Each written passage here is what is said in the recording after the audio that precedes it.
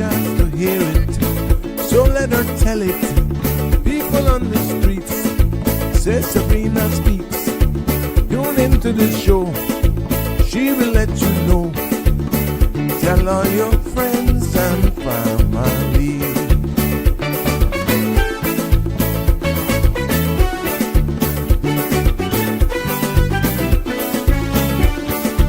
Real talk is no joke. You get the news straight up from grassroots and concerns. You hear some people gone. So tell all your friends to tune in to Good evening, Cayman. I'm Sabrina Turner, and welcome to Sabrina Speaks, your daily dose of clarity, truth, and community insights. Every weekday from 5 to 6:30 p.m., we're tackling the issues that affect you, from national headlines to grassroots concerns. Whether you're in traffic or winding down your day, this is your chance to hear it straight and speak your truth. So buckle up, Cayman. We're not holding back. This is the show. We gotta let you know. Now we got to go.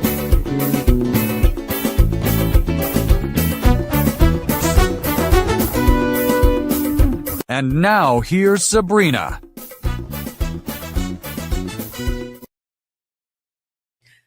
Good afternoon, everyone. Welcome to one and all. Just let me get this going here for you. Yes, we are live. I want to make sure that I get my links up here. It's good to be back with you. Thank you for tuning in early. Yesterday was jam-pack. And oh my gosh, what an informative show yesterday was. I want to thank you all for joining me and for all of you who keep coming back every day, Monday to Friday, from 5 until 7. It is a pleasure to be here with you. But good evening, Cayman Islands. Another cool day here in the Cayman Islands. And I'm quite sure other parts of the Caribbean is enjoying this most welcome change. It's not something that we're accustomed to, even though this time of the year we look forward to Northwesters. But wow, history in the making. Yes, it's sure true. And I'm happy that I was here to experience this season, this winter. We no longer can say we dream about it in certain parts of Florida even, but I'm dreaming of a white Christmas. Well, it's winter, period. But yeah, it's a good time to be here to witness this. But welcome to each and every one of you tuning in from near and far. I am Sabrina, and welcome to another episode of Sabrina Speaks, Voices of the Islands, Conversations for the World, and the podcast where voices rise, stories unfold, and inspiration takes center stage. It is so good to be back with you. Good evening. I see you all are coming in and taking your time. It is good. Tonight, we're talking about something that has been promised, debated, misunderstood, and for some may even feel quietly ignored for far too long. And what I'm talking about is ensued from yesterday's discussion that went into this topic of district councils. Yes, you've heard the term. You've even seen groups pop up using the name. You've heard politicians say we need them, even as late as yesterday, or that they already exist, or that they're coming soon. But here's the truth. And it's time we say it plainly. Cayman does not have district councils. Not legally, not officially, not in the way our Constitution requires. And the reason is simple. The law that was supposed to create them, the Advisory District Councils Act of 2011, was passed, but it was never brought into force. It has never been enacted. It has never taken legal effect. So any group today calling themselves a district council may be a community group, an NPO, a volunteer committee, or a political initiative, but it is not a district council under Cayman law. And that matters because Section 119 of our Constitution promised Caymanians a formal structure way to advise their elected representatives, a real mechanism for accountability, a real voice for each district. And 15 years later, that promise is still sitting on a shelf. Well, tonight, ladies and gentlemen, we're going to break it down. How we got here, why the law never came to life, and what it means for the future of local democracy in these islands. The content you're about to hear, including any discussions or opinions from myself, guests, and/or participants, is intended solely for general informational and entertainment purposes. It's not a substitute for professional legal, medical, or financial advice. I encourage you to consult with a qualified professional for your specific concerns. Bridge Media Limited and all its affiliates disclaims all liability for any decisions or actions taken in reliance on the information presented. 345-936-8255 is the number to call and be a part of this conversation this evening. And of course, whatever social media channels you're tuned in on, your comments are also welcome. Without further ado, let's look at what's been dominating our headlines today as it pertains to weather. The synopsis for this evening calls for winds will be gradually subside overnight as an area of high pressure moves into the Atlantic area of another frontal system. The small craft alert has been downgraded to a small craft advisory as the waves subsides. Satellite imagery shows cloudy to overcast layered clouds across the Northwest Caribbean.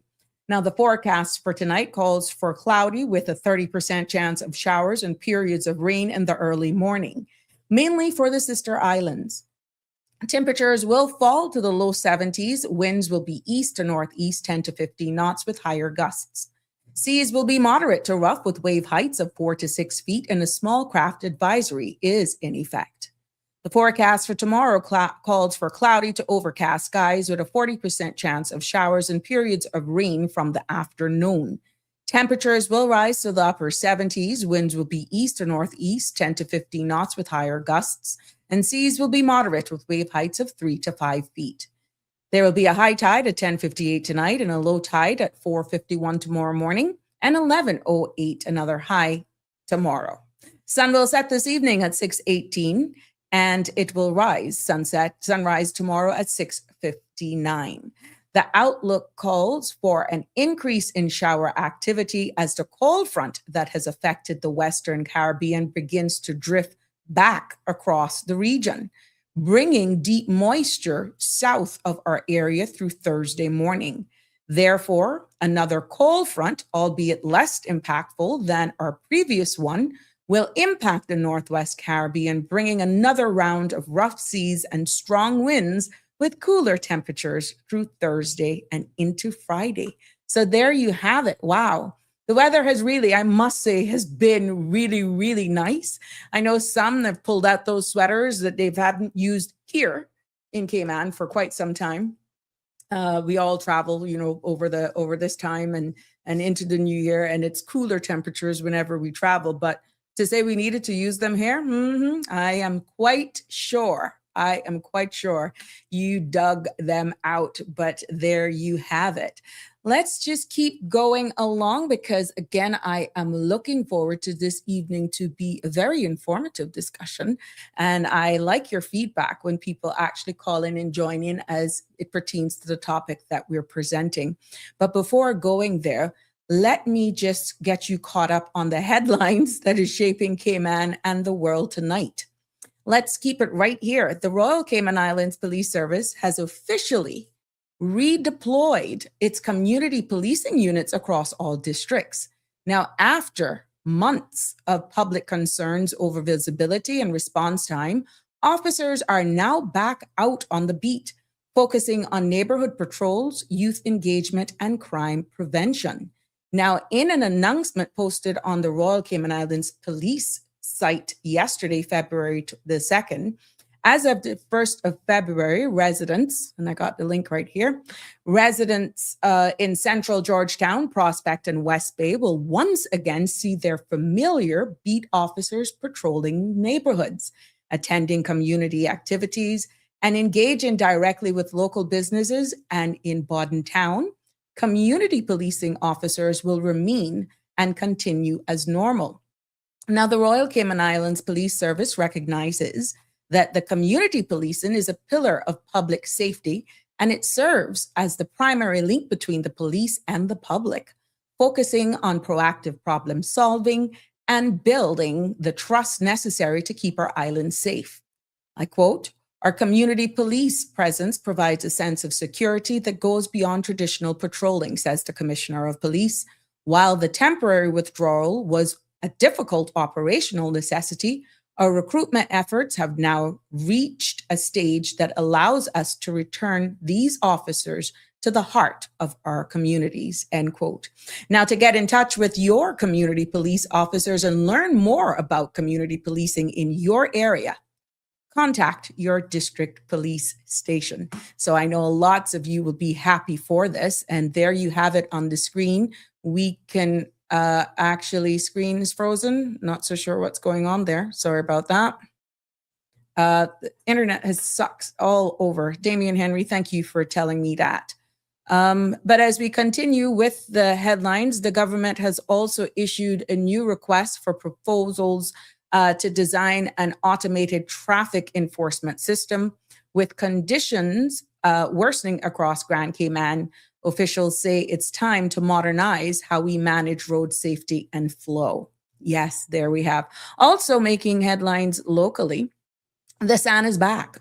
You heard from the weather. Yes. After months of erosions and concern, SAN is returning to 7 Mile Beach. Thanks to the recent northwester, beachgoers and residents have noticed a visible transformation along parts of the coastline, especially in the southern stretches of 7 Mile Beach. Areas that had been stripped down to rock and pretty much seawall are now showing fresh layers of sand, with some beach access points reappearing for the first time in months. Now, the buzz is definitely in the air. I have seen pictures from yesterday into today with photos and videos flooding social media, showing wider beaches and smoother shorelines, and even families enjoying the newly restored spaces. This is a welcoming sight. But while the return of the sand is cause for celebration, experts are urging caution, because coastal scientists reminds us that northwesters can both erode and replenish the beach. And while this event has brought back sand, it may not be permanent. The long-term health of 7 Mile Beach continues to face serious threats from sea level rise, strong storms, and human development. Now, so the question is now, do we let nature take its course, or do we intervene to protect what's left? We'll be definitely following this story closely, because it isn't just about sand.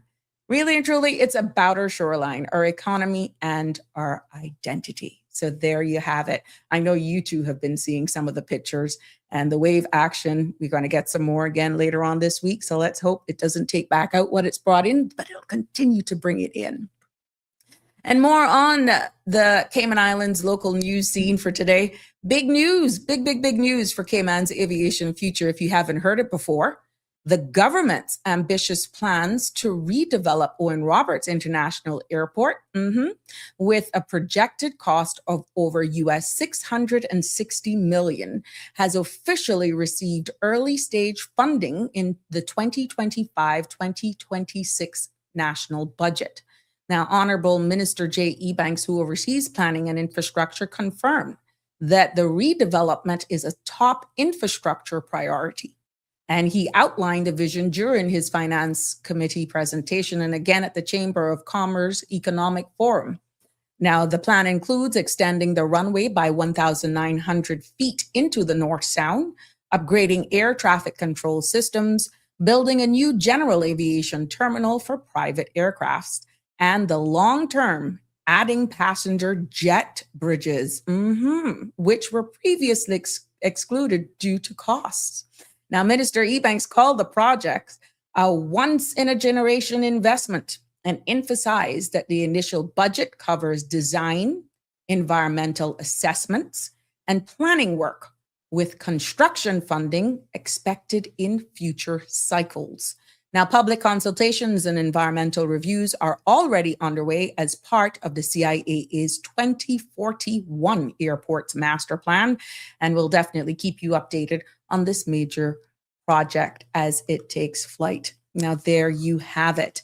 That is our local news updates. I'm not going to go around the world. Nope, not going to do it. But there's still a lot going on from the US, even in Guyana. Yes, Guyana.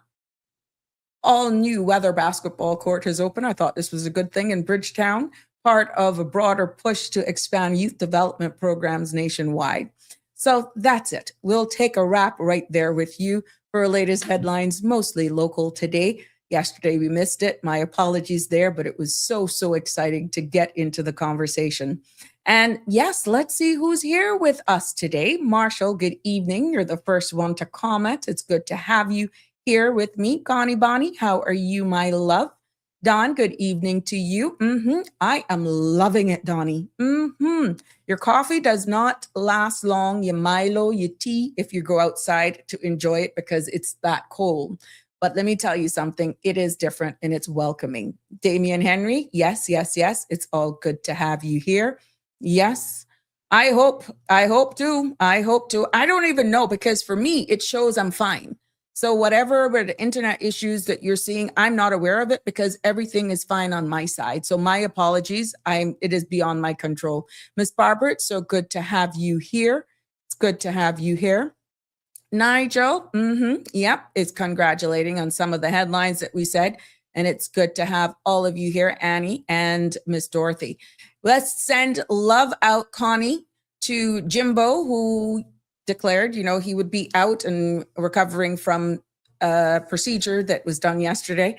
I checked in with him and he is doing well. He's well on the mend. So sending get well wishes, speedy recovery for Jimbo.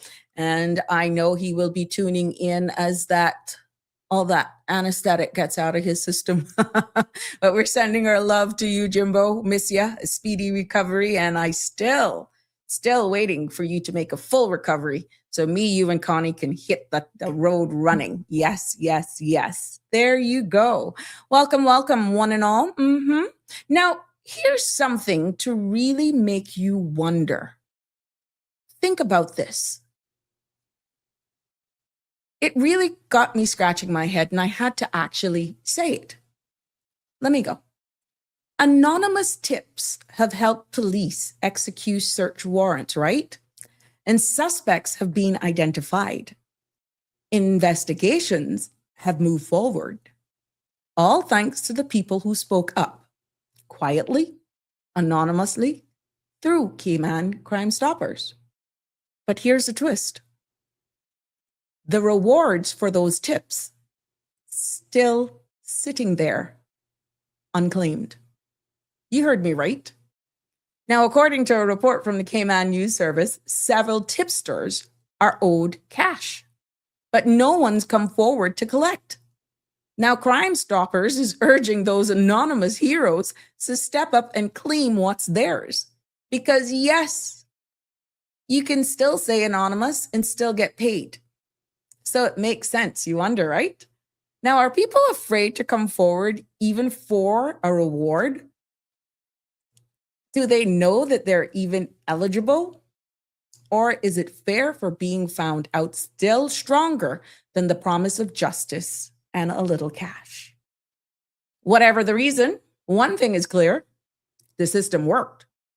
But the silence after success, that's the part that lingers. Now, this has been your what the heck section. But I just couldn't hold that. Thanks to CNS for doing that report. And I had to share it with you. But what are your thoughts on that one? Would you do it? Or what would be the fair? You think, based on the article, you're still going to be kept anonymous, but the cash is there. Go get it. Go get it. And congratulations to all of you who provided this information that have led to some arrests, solving of crimes. Go get your money. If you don't need it, get it and I'll use it for you. For those of you just joining us, good evening and welcome to Sabrina Speaks. Now we're back We're back, and I want to break down the system that shapes our lives, yes, and asks the questions that others won't. And that, my friends, is diving into the topic that has been sitting in the shadows for a little bit too long. We have, despite us hearing talks, it's a law that was passed, written, titled, printed, and then left, almost appeared to gather dust.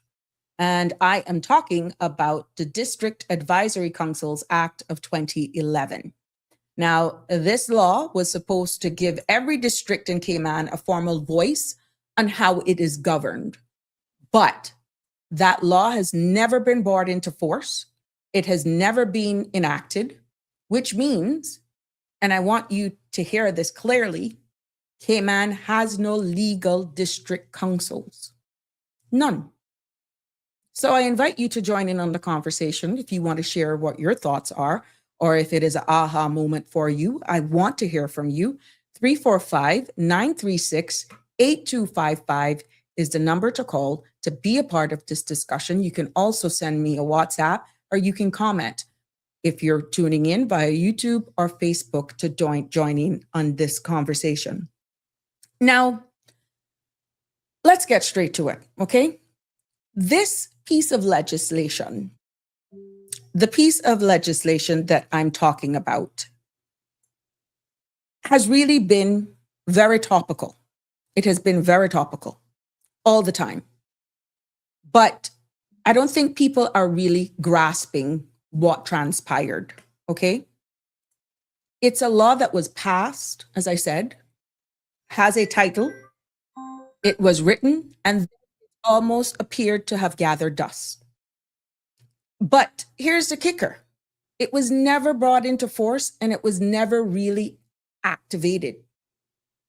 When you look at what the actual piece of legislation says, and I will quote before taking this call, the District Advisory Council Act was passed in 2011 to fulfill Section 119 of our Constitution. And I've put what that Section 119 is on the screen. Now, that section states that Parliament must make a law to establish district councils, local advisory bodies to help guide elected members of Parliament on issues affecting their communities. So, what did that act actually propose? Section 1 of this law, pretty much, break it down, gives the law its name. Section 2 defines the terms and what the councils and who it counts and the elected members and so on, right? And then Section 3 of this says each district may have a council. The key word is may. Each district may have a council, but only if the MP from that district decides to appoint one. So it's optional, not automatic. Section 4 of this piece of legislation also says that councils can have up to 10 members. And here's the twist. They're all appointed by the member of parliament. And if the member of parliament is part of a political party, most of the council must come from that party's district committee. Section 5 of the law says members serve at the pleasure of the member of parliament, meaning they can be removed at any time. Section 6 of this law outlines that the council's role is that they're advisory only. They don't make decisions. They just give opinions, advice, recommendations to the member of parliament. 7 says councils must meet at least once every 3 months. And Section 8 means that it lets them set their own meeting rules. Section 9 says members don't get paid, but they can be reimbursed for expenses. And 10 says they require confidentiality. 11 protects members from lawsuits if they act in good faith. And 12 gives cabinet the power to make more rules if needed. Now, this may sound like a structure, right? But there's a problem. Before we go into that, Good evening, caller, and welcome to Sabrina Speaks. What's on your mind? Not surprised. Good evening, Sabrina, and good evening to your esteemed listeners. First of all, let me say I've never met Jimbo before, but I understand that he underwent a procedure, and you've been in touch with him, and you understand that he's doing well. Yes. Although I haven't met him, I feel him in that I listen to him. It's always nice to have somebody who is eloquent and who cares for the community the way I think I do as well. So just wishes for a good recovery to him. Yes, thank you for sharing that. Yes, and then well, yesterday I agree with you. Great discussion. It was so good that the Honorable Kenneth Bryan was able to join in, and I mean, it's just been so interesting to see him like develop in his from the journalist he was, active, smart journalist, to getting into the big political fray, and just how he seems to respond to his experiences and to try to learn from them, to try and like sort of moderate his views and so on. I mean, that's good to see, and I'm not just saying that. That's always good to see in anybody, whether they are, he's a mature politician now, but it's just good to see in anybody, because some people can be in politics for so a long time, but they don't show that ability to respond to the environment and show that great effort to try and move things forward. Now, district councils, woo. Well, somebody called me some time back, not recently, actually, a long time ago. They asked me, they said, but what is this thing they say that the law hasn't been implemented or it hasn't been enacted? But I mean, if the parliament has enacted it, what is the difference? Can you explain that? So, I mean, I explained it to him, but that was not on air. It was in a private call. But I thought maybe we can begin there because it gives us, thank you. It gives us an opportunity to to sort of exchange ideas.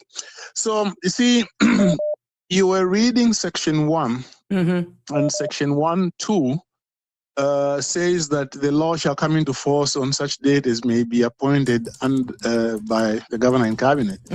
Now, where the law is now, it has, in terms of the technical legality of it, it was enacted. Now, when is a law enacted? It is enacted when the governor signs it. Now, why is it not enacted when the Legislative Assembly passes it? The reason it's not enacted at that point is because the Legislative Assembly is only one part of the legislature. The other part of the legislature is the governor. I think in a call some time back with you and Denny, Mr. Belika, 1 second. I'm going to add another caller who wants to join you, but it's not the member from Georgetown. So 1 second. That's great. That is great. And I like that. Let me find. Oh, where is she? There we go. There we go. Let's add. Go ahead, Mr. Belika. I'm just hoping that she. Go ahead. You can continue once. Yes. Good evening, caller. You're live. You're joined with Mr. Belika. Wonderful. Good evening. Of course, because I called, I didn't hear the last couple minutes of what you've been saying, but I intentionally wanted to call while Mr. Belika was on the line because listening to everything that you've said in what the Act says, and also the rhetoric over the past 3 years, the general consensus has been, what is the purpose of a district council if the members are appointed by the MPs? And because I think a lot of people argue about, we don't have no district councils yet. Where's the district councils? What happened to the district councils? Because they're looking for a group of individuals from that politician's constituency to hold them somewhat accountable. But if they're appointed by them, they're their own team players. So what is the purpose of the district council is my question, and I will hang up and listen. Thank you so much. Thank you so much for that. And it's Well, excellent question I too. hope she. Well, very, very excellent question. Yeah. You know, like, are you appoint advisors? Advisors, I'm appointing you here. I want you to tell me whatever I want to hear. You know, but you are my advisors. That's what the question is. Well, I wish you had stayed on, but you know, I hope that we can reconnect again. Well, you see, the way I understood the district councils, they were intended to be, well, as it says, advisory to the minister. To be some kind of link between the minister and the people in their constituency. So, and because they are advisory, their advice was never meant to be binding. But you see, it's very, very interesting because you find that in a lot of cases, when you have somebody who is advising you, usually that advisor is appointed by you. Look at the US, for example. You've got people, okay, you've got the secretaries of state who are, in a sense, advisory to the president because he is the one who wields executive power. They merely assist him to exercise that power, but he appoints them and they advise him. He'll appoint, and then the administrative staff, he appoints them, but they advise him. In other governments, they have what are called special assistants. Like you would have a special assistant for like the prime minister or the president who have special assistant for press, special assistant on legal affairs, special assistant for the economy, and so on. So even if they do have ministries, but they have those people who are close to them who can give them advice straight away on certain things. So, I mean, the answer to the question, in a sense, is difficult. One, you would just expect to say, well, to accept that normally a government functionary appoints their own advisors. But what you would wish is that they would appoint advisors who are known for their objectivity, and that when they come in, they should also be reassured that, hey, you are my advisor. I don't want you to tell me what I want to hear. I want you to tell me what your opinion is. I want you to tell me what's going on out there so that I can better perform my functions. I guess that's the only way one can explain that, because again, an advisor is supposed to have a good personal relationship with you, and that's why usually you do not get another authority to appoint an advisor for you, because at a certain level it also has to do not just with the technical ability of the person, but also like the personal rapport that you might have. I don't know if that's an adequate answer, but that's the way I understood the councils. I think what they were supposed to be is actually, where democracy is concerned, it was actually bridging between the people and the representative, but in a structural way. And this is exactly the concern. The concern of the caller was exactly why it created some form of friction. How can you say it's we're going to make it where it's non-political, that people will have a voice, that they will legitimately hold their MP accountable, was where the balancing act became a problem. Because from the mere fact that you are actually tasked as this group for giving, when we under the umbrella of giving the community a formal voice, how do you do that when then that's selected, as stated in the legislation, by that handpicked by that MP? It isn't a voluntary service. So it's almost, I'm not going to want to rock the boat. I don't want to upset the MP because I want to remain a part. And that is where it becomes a bit blur. You know, they're really supposed to be respected as a group, to have some sort of formal table or space at a table from the local. We always hear this term here, politics is local, but this is what would actually legitimize that statement, and bringing members of civil society who may not want or have any political aspirations whatsoever, but want to be a part of their community. And if they're well organized and supported both ways, trust me, those groups can make any MP's life much easier. because they feel much as easier, though, yes. yes, they have a stake, they are respected, and it's a buy-in. So to be honest with you, when you look at even how the law is outlined, it is structured how they were supposed to meet. The question came in as how they're selected. So I can understand the concerns from the caller. What is the purpose? If how the law was designed is that they're handpicked, but you can see it from both sides as well. Why it would be important for them to have some say. But then if it's all politically aligned, because I think there was one part in the actual law. No, that's the remuneration side of things. It says where an electoral district, this is how it preempt the constituencies. And I don't mind to go through, to skip, but look at this. Section 5. If single member constituencies were to be introduced or new electoral districts added, subsection 4 shall apply to them in the same way as it applies to constituencies existing at the commencement of this law. And going back to number 4, it says where an electoral district does not have a member who belongs to the party whose leader has been appointed premier under section 49(2) of the Constitution, the party or member shall be entitled to nominate up to 3 members to the relevant council. So you can see I can see the caller's concern. Yes, you see, and it highlights something that you have also alluded to in your discussion, in that you see there is almost like, if not legally, but at least at a factual operational level, that these district councils might have a dual role, which is not just to advise, but they might also be a check and balance on the MP.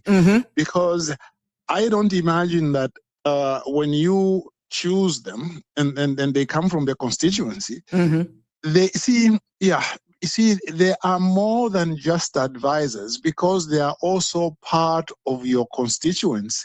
So it is possible that they may also hold you to account. They might say, hold up, Minister, what are you doing? MP, what are you doing here now? We're advising you, okay, don't do ABC and so on. The people in the constituency, it might not go very well with them. We've talked to the people on the ground.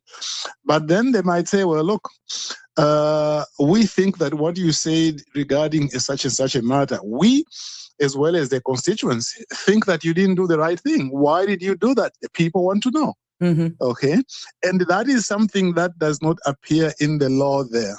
But purely by you juxtaposing the minister and the advisors, who are in effect, in a sense, representatives of the constituents, there is a way in which they will hold you accountable. And I would say that if they were to look at the law again, that's an aspect perhaps a lot of people, maybe some people, maybe not a lot, I don't know, might want to see like enacted in there. That part of their job is also to hold the minister accountable. And that leads to the question, could this be something that some MPs have foreseen and maybe don't want?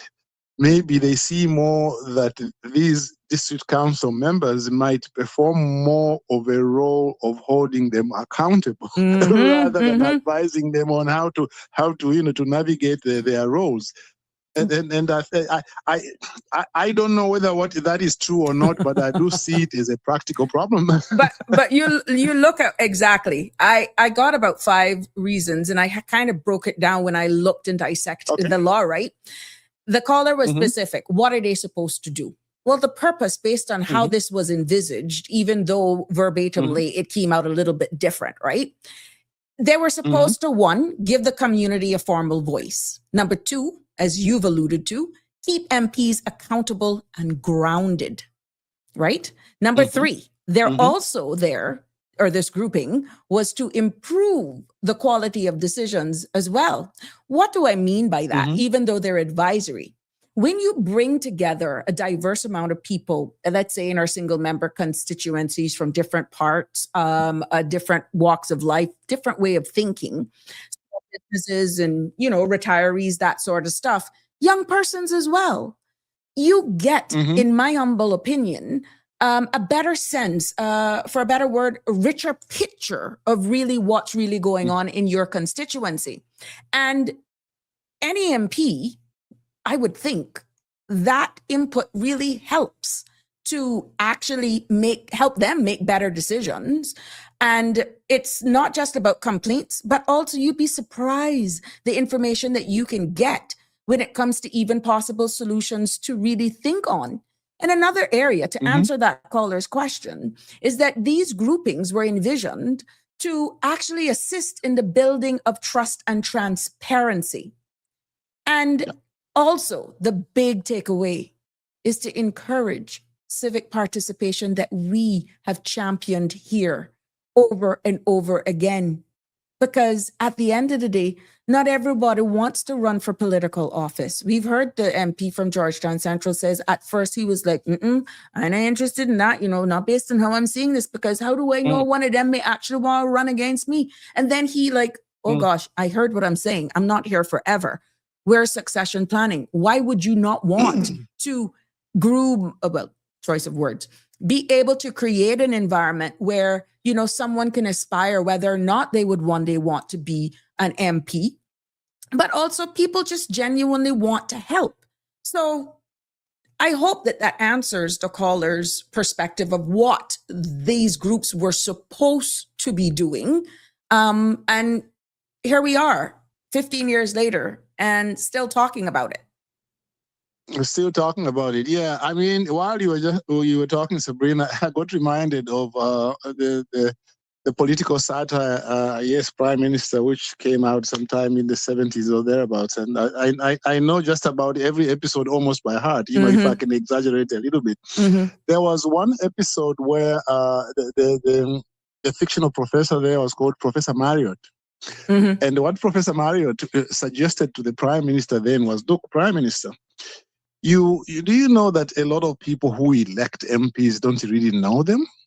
Because they only elect them on the basis of the image that they portray during the campaign. Says, charisma, charismatic.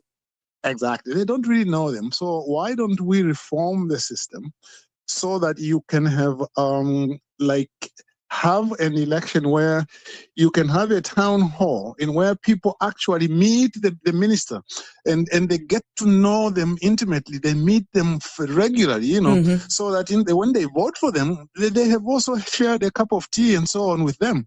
Because you can't continue in this system. You know what the Prime Minister said? The Prime Minister got up and said, Professor Marriott, goodbye.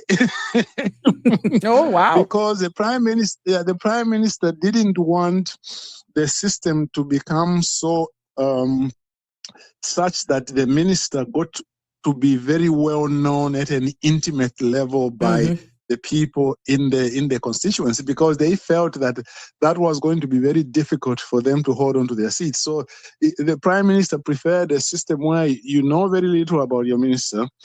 The level of contact is regulated by the minister, and that way, they put it awkwardly, I suppose, your electorate don't become too wise that they see your weaknesses, And this advisory district councils, all these issues arise, and they really should be talked about. I think what is becoming clear to me is that people are interested in this idea, but also they have a lot of questions, and they've got suggestions also as to how that could be improved. Now, one thing that we haven't discussed, I think, between yesterday and today, is why this became a problem in the first place. In other words, how can a law, which goes to the Legislative Assembly Parliament now, and the governor has assented to it, and it is published in the Gazette, it says that it will come into force when Cabinet issues an order. Why hasn't Cabinet issued an order? Okay, we've discussed a little bit of that.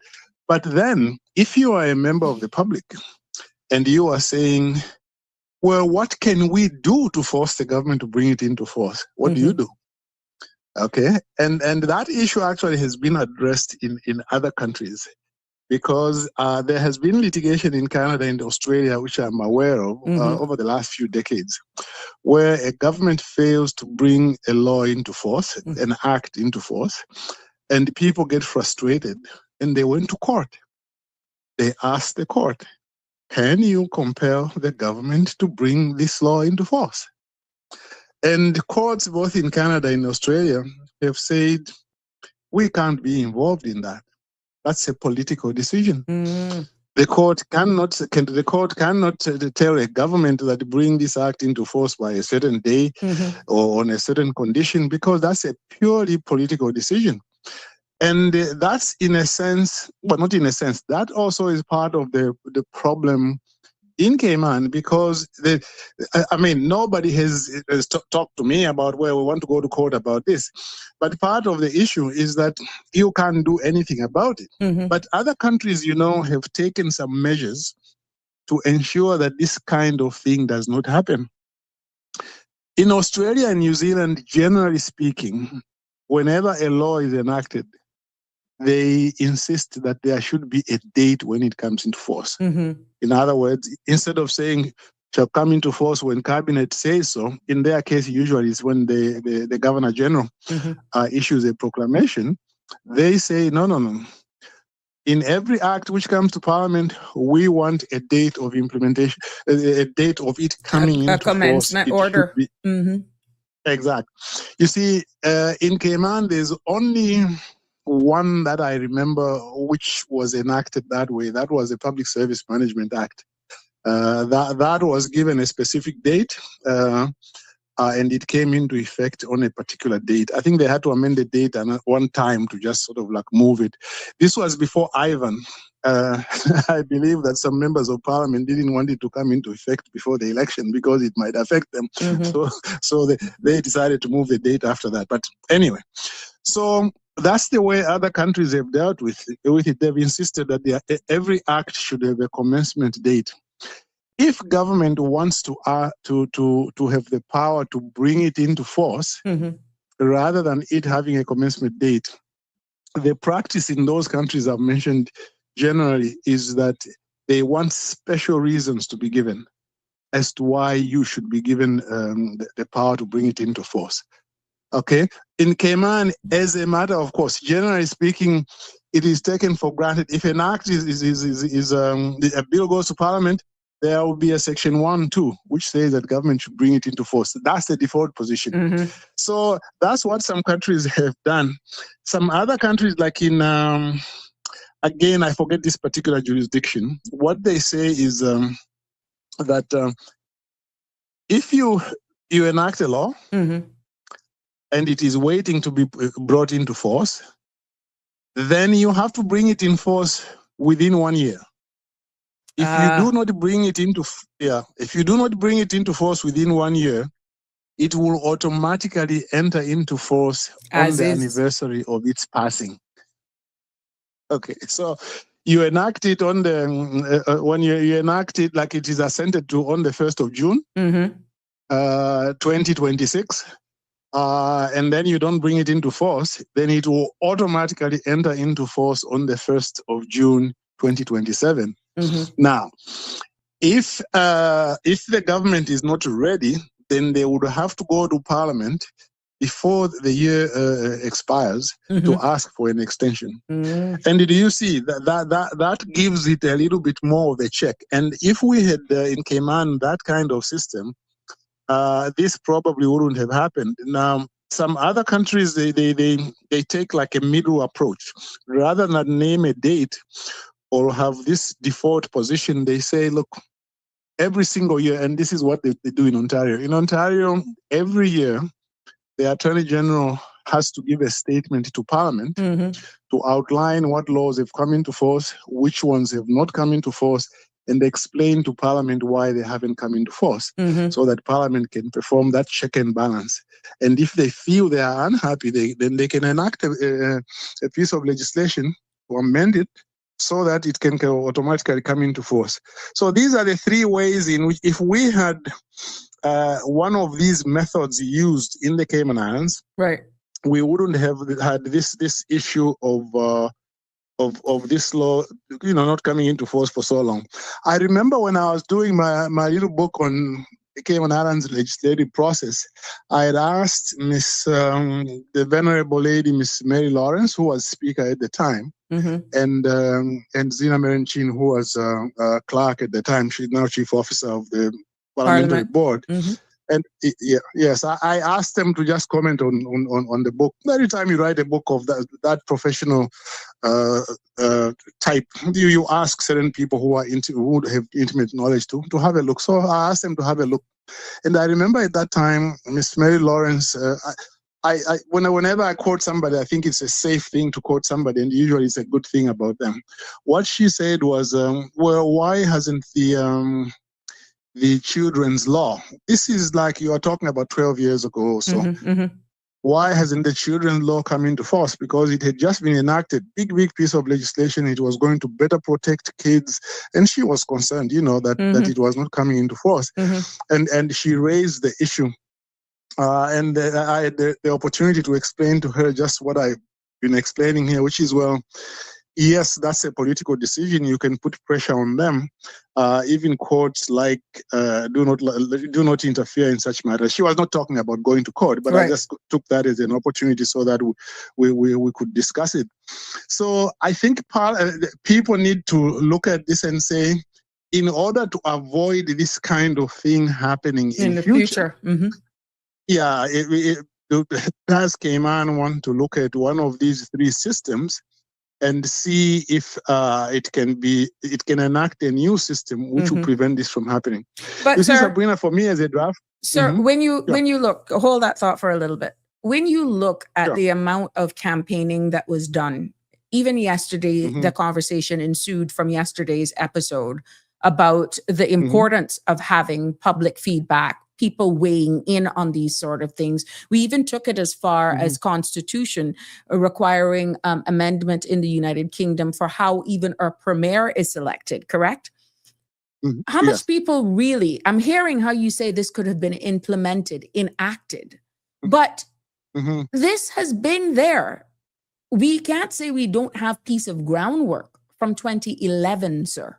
So much so that it even preempted today, where we have 19 single member constituencies. So you cannot use the excuse that because districts are not clearly defined. In the terms of reference, and in that section that I read, subsection 4, it actually had future proof in there. Now, however, it's only where it came to districts that it was future proof. You understand where I'm coming from with that? But you can't say that we did not, or it's not enacted for the purpose of this conversation, because now that we have 19 constituencies, oh no, that is no. That law was future proof from 2011. Yeah. So it goes to show you how long the conversations was being had about single member constituencies. And if you see, Sabrina, if you've got certain issues like that of interpretation, those are issues that could be dealt with, because there was really nothing that would prevent this from being implemented. Other than funding. They would have... Because I have that. I have that, because that was that even came up as a thing yesterday. And there's deliberately, I'm doing it here. And if you'd allow me, section 6 of the Act says, funding and remuneration of members. The funds available, 1, for a purpose of enabling the councils to perform their functions under this law shall consist of such sums such as, A, may be provided for those purposes in the estimates of revenue and expenditure of the islands for the purpose and approved by the Legislative Assembly in such years as the Legislative Assembly may, on the recommendation of the minister responsible for finance, choose to do so. B, the councils may receive as donations, and C, the councils may raise through community and other activities. Subsection 2 of the 6 says council shall have a power to charge to the general, have no power to charge to the general revenues of the islands any of their expenditure. Subsection 3, members who are not public officers as defined in the Constitution shall be paid such allowances as the governor in cabinet may determine. Subsection 4, the payment of such allowances shall be paid out of the revenue of the islands.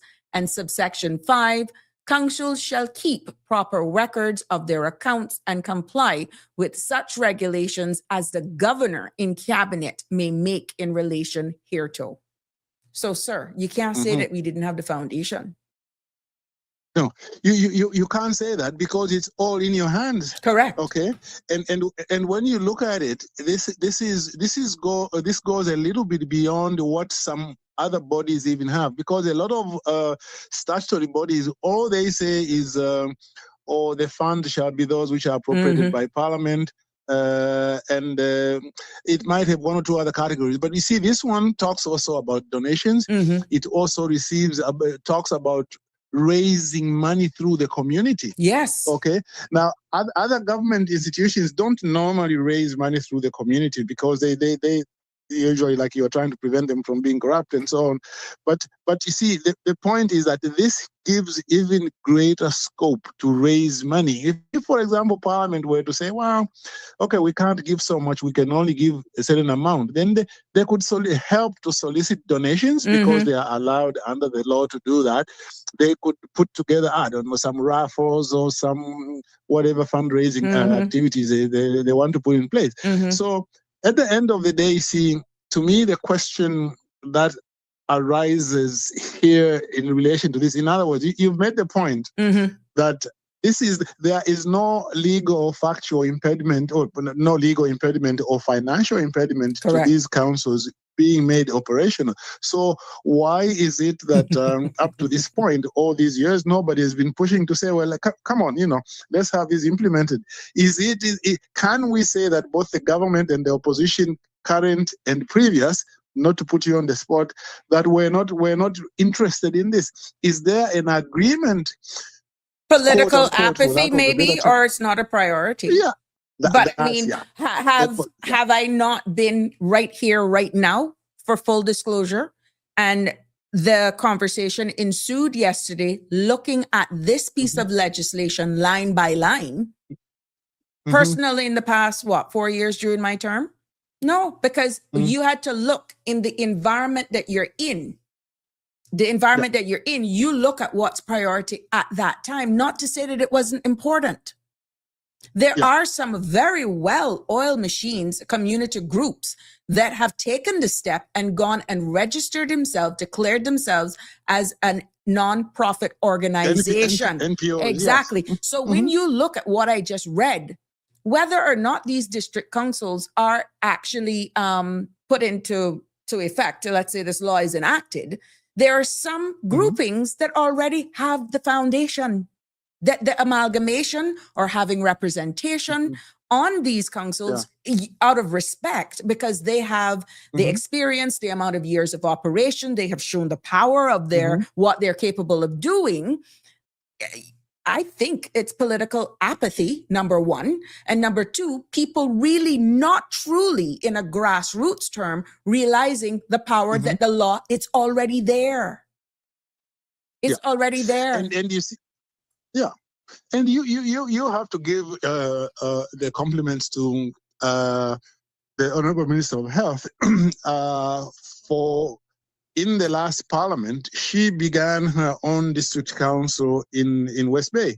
Now, of course, that was not a district council as defined by law. And I think as defined by law, which is an issue you touched upon from the beginning.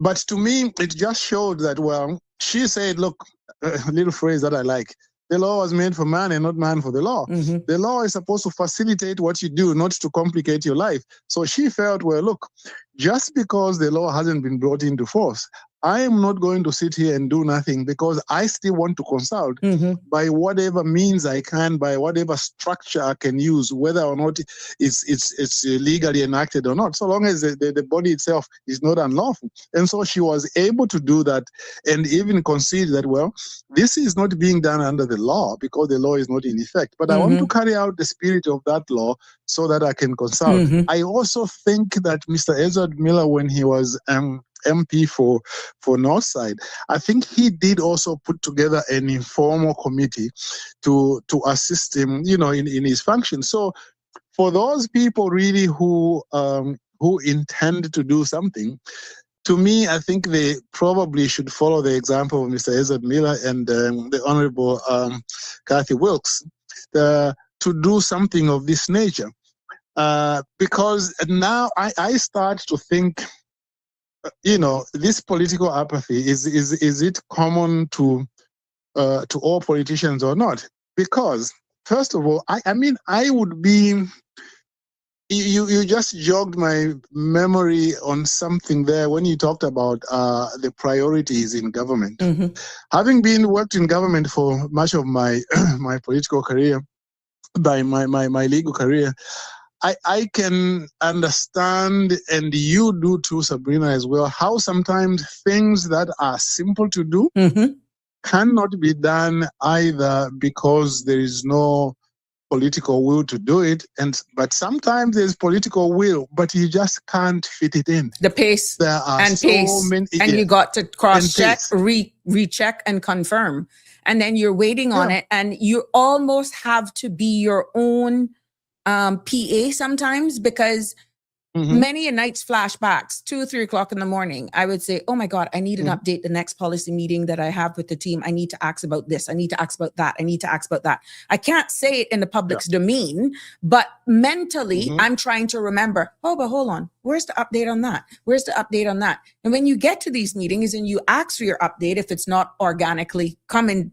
based on the discussion, there's always a delay that then furthers. So it is not that there isn't a will or a way. Many a times you get the legal drafters that says, oh, we got to come back with that. And then you need to find out who will then take the lead on certain things. Let's say this becomes then a priority.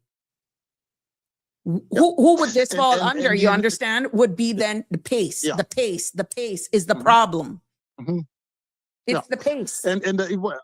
We are now in this area now, which I think a lot of people really haven't experienced. I'm quite sure some people do understand about priorities and how a machine, no matter how well oiled, sometimes can be slow. But one thing that sometimes one might not appreciate is that even if one bill, for example, the tourism bill, comes to the House, when you look at the steps that it has to go through, a bill usually in Cayman goes through approximately 33 steps to be passed. Now, some of those steps are just in legislative drafting. They are not major steps. A lot of them, they don't take so long. Like they are sent technically. It doesn't take long in the governor's office. But once a bill is passed by the Legislative Assembly, the clerk prepares a bill as enacted. In other words, with all those committee stage amendments, and then they point those out. Then they send it to legislative drafting. Legislative drafting, since that's the only place where it can be amended, then you amend it. Once you amend it, then you take it back to the clerk's office, and they go through it and make double sure that it is right. And then both the speaker and the clerk sign it, and then it comes back now to legislative drafting. Legislative drafting now says, okay, fine, we now have to prepare what is called a legal report. The legal report is merely something which takes that memorandum of objects and reasons and changes it now. Instead of saying bill, it says act. Instead, and then it also talks about when the bill was debated, when it was passed, and there are certain changes you do to that. Once that is done, then you take the bill as signed by the speaker and the clerk, and the legal report is prepared by you, the legislative council. then you send it to the Attorney General, because it has to be signed now by the Attorney General. When the Attorney General goes through, if it is fine, then he passes it on to the governor. When it goes to the governor has to double check with FCO, and we were required with every bill that has been passed to send it to FCO so that they can double check it. Then the governor assents to it and then sends it back to the Attorney General. Then the Attorney General sends it back to legislative drafting. Then legislative drafting sends it to GIS to be gazetted. And what I've indicated there is just what happens once it passes in the Legislative Assembly. There are also certain steps which take place before that. And that's what I also want to emphasize. You have a tourism bill, but you have to consult Ministry of Finance, because they will have to tell you, would we have money to implement this? Okay? Because there are cost implications, resources. There are cost implications. Exactly. And the pace of your policy team. Exactly. The Attorney General, generally speaking, would have to be consulted even before it goes to Cabinet, because just in case there are some constitutional or human rights implications, they have to be able to clear it. In fact, in some countries, what they do is that instead of sending a cabinet paper straight away, you would prepare the cabinet paper, a draft cabinet paper, and then you would have the relevant ministries listed at the end of the paper. The Attorney General is always there, the Minister of Finance is always there, then also the clerk of cabinet is also there, because the cabinet office needs to know that you are circulating this for consultation. Then when they all comment, then you append their comments to the cabinet paper and send it to cabinet. Now, sometimes if there are too many disagreements, you actually rewrite the cabinet paper, because you don't want it to get to cabinet with too many disagreements. Sometimes because it'll go nowhere. It'll go nowhere. It'll go. Exactly. So you rewrite it, then you recirculate it, and if this time the disagreements are minimal, then you take that and you take it to cabinet. So there is a lot that takes place. Things that look simple, they take a long time. But however, caller, there's a reason why I stopped you, because we have some comments coming in, and I want to read some, because some have questions as well. So stick it right there. But let's keep this one relevant to where you were at. Denver says, how many times, and based on your experience, how many times in the past our government had passed laws one sitting? Bang, overnight. So why such simple things need to be made law can take so long? Weigh in on that one, and then I'll go to some comments and questions made by Alfred Reel. Can you respond to Denver? Well, if I understand Denver, you were saying, well, if they can do certain things very quickly and do them in one day, why can they do the same with other things? Is that like the essence of the question? Pretty much. Yes. Yeah. Because I guess based on the topic that we're having, this seems like a low-hanging fruit, even though it was from 2011. We see where certain elements of this piece of legislation has actually preempted future of single-member constituencies. Here we are, 15 years, and it clearly outlines what it doesn't have is the regulation. So there's a financial implication to it. But that is all stuff that can be discussed. So yes to your question.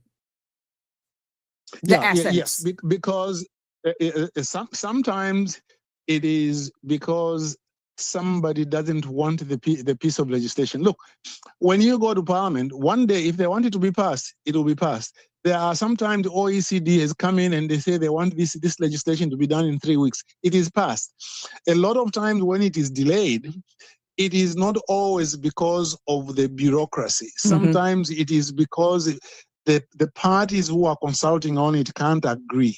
Sometimes there's a draft. I've held legislation in the countries I've worked in. Sometimes I've held legislation for 2 years. It's already drafted, and I've circulated it for comment.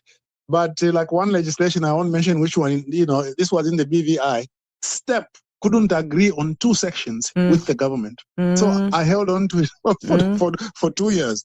So sometimes that's the problem.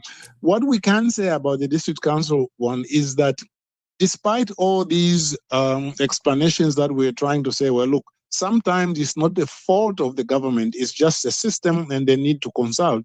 But those cannot be an explanation for the delay of the councils, because this has been 15 years. Surely any problems that you would have had, you could have sorted them out. For example, the Standards in Public Life Act, which I wrote together with the lady, now may her soul rest in peace, Deborah Borden, together with Karen Thompson, the famous now retired lawyer. That law, we worked on it, and I was the drafter responsible for it, wrote it, and then it was taken to Parliament. But when it came back now, there were certain problems after it was assented to, which were like, people felt uneasy. Like, people wanted to serve on the board, but they said, the disclosure provisions and the conflict provisions, they are so strict. It means I have to disclose what my wife has, what my child has, and this and that. There was one time it was so broad, and the Parliament had to go and amend it even before it came into force, okay, so that we could clear those. So you do get certain special kinds of problems like that. So a lot of reasons why laws don't come into force in time. Some of them is a system, some of them is a political will. That has to be the answer to that. Okay. Well, there's a comment. You want to read another comment? Yes, the comments and two questions from Alfred. Auntie Sabrina, what's most striking here isn't that district councils failed. It's that participation itself was promised, legislated, and then quietly withheld.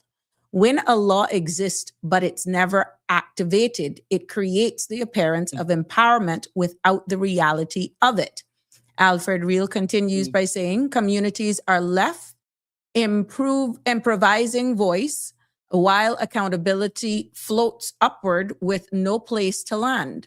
If local democracy only exists on paper, then what we're really debating is whether Caymanians are meant to be partners in governance or merely audiences to it. He also says, if the law created space for community voice, but the state never opened the door, where does accountability actually sit? With citizens for not participating, or with institutions for not enabling participation? That's profound. And finally, when informal gaps step in to fill that vacuum, should they be dismissed as illegitimate or treated as evidence that local democracy is being demanded, even if it's not being formally allowed? Well, we're getting participation here. Yes, profound. That is profound indeed, because it says it is not just about the district council. The issue is a broader one, and I think that's what the bottom line person messaging there is saying. Correct. It's a broader issue. You create a law. When you create a law, the people in the community, you have created an expectation that they are going to be consulted, and consulted meaningfully through this structure that you have proposed and you have enacted. And then, having enacted it, then you do not operationalize it. Then it looks like you are not taking your people seriously. You do not want to be held accountable. You do not want to receive their counsel. And if you are going to wait for 15 years, what is it that you couldn't amend so that this can become operational? Because in the end, they start saying, maybe you never wanted this to begin with. Correct. And if you never wanted this to begin with, what is your attitude to us as your constituency? What is your attitude to democracy? What is your attitude to accountability and good governance? And this is, I hope that the government, this one, future ones, can look at something like what has happened to the district council law, that it raises much broader questions. And I think the thing is they should try as much as possible to see if they can enact this. Now, on a smaller point, Sabrina, as somebody who wrote legislation for a long time in my career, I should also mention that when legislation is drafted, it takes a lot of time. I've described a little bit of what happens. Mhm. Sometimes, by the way, without repeating everything, when it comes to me as a drafter, depending on the legal and legislative issues, Mhm. sometimes I have to do so much research, case law, other jurisdictions, other countries, what they do. And once I finish it and it's not enacted, even I'm frustrated as a personal level. But more importantly, you have wasted government money Mhm. because you are paying me to do it. You are paying the advisors, the ministers who consider it, everybody. If you were, for example, to say how much money went into the district council bill, in other words, look at the MPs. Did they debate it let's say they debated it for 5 hours? Mhm.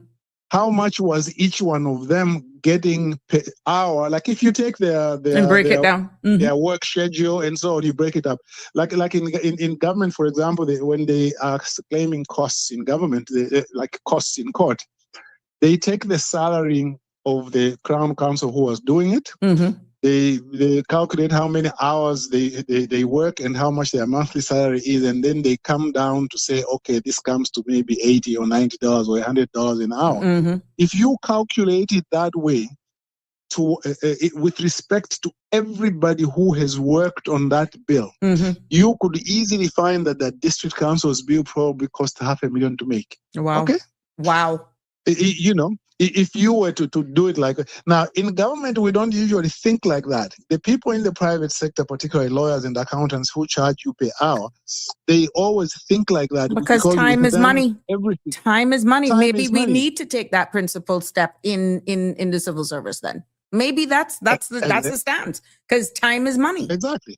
And it's the people's Exactly. money. Because I would be interested, for example, if the Auditor General had a means to be able to determine that, to be able to say in respect of every bill, and to say how much money was used, and whether that was, what's the term they use, value for money? Mm-hmm, Okay. mm-hmm. What value for money was given for all this money that was spent to prepare this bill, and it hasn't come into force? And when you look at the list of laws that have come into force, there are not too many, but because some of them you see are recent. But the ones that I'm looking at right now, which have taken like which were enacted maybe in the last 5 years, you've got the Design Rights Act, which was passed in 2019, hasn't come into force.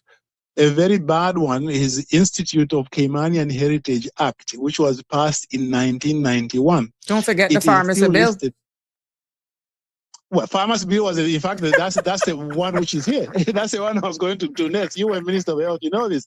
Pharmacy Act 1991. Woof. Okay, then they enacted the new Pharmacy Act 2024. Mm-hmm. This hasn't come into force, but at least I would expect this one to repeal the other one. Mm-hmm. Then you've got Residential Tenancies Act. Mm-hmm. It was enacted in 2009.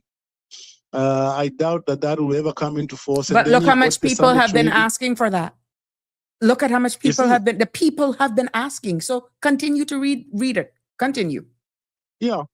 So Residential Tenancies Act, and then Stock Exchange Company Amendment Act. This is an amendment to an act which already exists, but this amendment hasn't come into force since 2020. And then there's a Sunday Trading Amendment Law 2016, and then finally, this one is a big one. Whistleblower Protection Amendment Act 2018. Mm-hmm. Okay. And that's the list. Think about how much money has gone into these. And the ones I have read is because they've taken a little long. There are some other ones which were passed in 2024, like Adoption Act, anti-sexual harassment was passed in 2025. Those are still within a reasonable time, because government has to look at how much money is going to be spent, money has to be allocated, and so on and so forth. Sir, even looking at the Sunday Trades Act, we have heard it. It is something very simple, even because we're seeing right now how much businesses have been exempted and who can actually trade on Sundays. And the conversation has actually took place right here, that there is an appetite for businesses in excess of 3,000 square feet that they would open. But unless that piece of legislation changes, unless that one piece of legislation, just that section that says you can't operate grocery stores specific that are in excess of 3,000 square feet, can't. All that has to be removed. Oh, And guess is what? that There the issue is, with that one? yes, that there is an I appetite for that. You have other people that can actually be deemed as non-essential services because there's a bunch of exemptions that has been actually created for persons to actually open their business on Sundays, like car repair stores, places that you can actually go and purchase stuff. But the section that is blocking grocery stores is the square footage. Once you're in excess of 3,000 square feet, you cannot open your doors on Sundays. Once you are in excess of Correct. 3,000 square feet, you can't 3,001, open you on can't. Sunday. No. Well, And there is an now, appetite. There is I'm telling you, there is an appetite from those business owners that they would actually open. So, in other words, I mean, consultation, I imagine, did take place, but it seems that even if it was enacted, it can't be implemented. Why? Because the disagreement has continued. Or they're not realizing how we're actually on the front door step. All you have to do is to make the step. I can assure you the discussions in the legislations that you have actually pointed out there and where they are right now will have some people really going to really see and look exactly, oh my God, well, we can get that done. Really. And this is why spaces like this is so important. You have highlighted all of these pieces of legislation. We have brought to the forefront. We're getting feedback from the public. We're seeing where people are in favor of. Then, hello, it's a no-brainer of what, if they're really listening to the people, what they should do. It's easy. Yeah. And the other thing, if there's still some subsisting like disagreement, then the issue becomes: did you sufficiently consult before then? Correct. Okay. Correct. Now I know that just because you consult, government sometimes will tell you. Look, we have consulted with everybody, but we can't accommodate everybody. We'll accommodate this and that idea. And then we'll make a compromise between this and that idea and come out with this third idea. Once that happens, I do understand government, you are elected because the people elected you, so you have to have the final say. So you can go ahead and say that. But at the end of the day, once you have made up your mind, then you should implement it. I do not think that the consultation should go on even fighting the coming into force of the law. I remember when I passed, 2004, I worked on I wrote the Employment Act. Okay. That time, Walling Whitaker was the Director of Employment Relations. Joy Basdeo was my good boss in the ministry who was giving the main instructions to that. You know, she wasn't my direct boss, but I considered her to be my boss because she was permanent secretary. And we worked very well to her. One lady I really, really admire, by the way. And we worked on the legislation and it was passed. And I remember, again, safely, I'll be able to quote Mr. Roy Borden here. I ran into him in the car park, at our car park on Shedden Road. And then he said, Billy, so is the bill going for assent? I said, yeah, I just prepared it. It's going for assent. And then he says, yeah, you have to do that very quickly because there are still some people who are fighting it. Because there were still... So even when something is going for assent and it has been published, there are still some people who don't give up.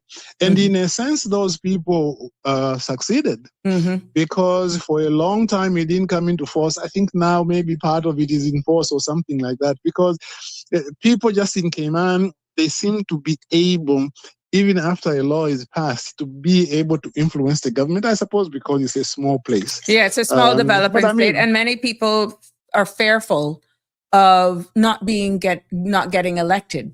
They're fearful of doing the right thing because maybe a smaller number has a louder voice, but then that gives validity to the silent majority. You get what I'm Yeah. saying? The smaller number with the loudest voice, but the silence of the majority of course, will give you the wrong results. Yeah. Will give you the wrong results.